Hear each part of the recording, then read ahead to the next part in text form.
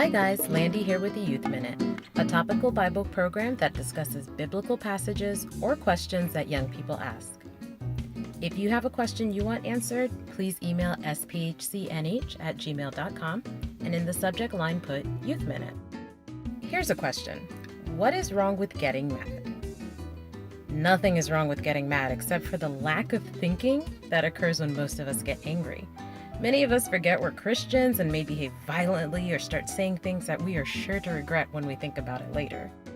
James 1:19-20 makes this clear by saying, everyone should be quick to listen, slow to speak, and slow to become angry, because human anger does not produce the righteousness that God desires.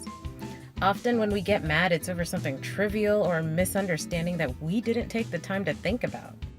Yes, there will be things that will anger you, especially as young people. But make sure your anger is controlled and does not cause you to sin.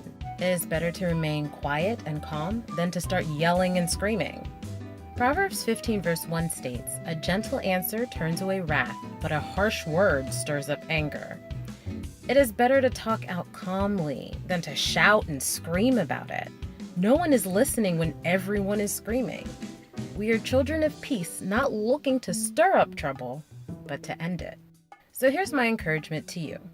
Yes, you're allowed to be mad, but don't lash out.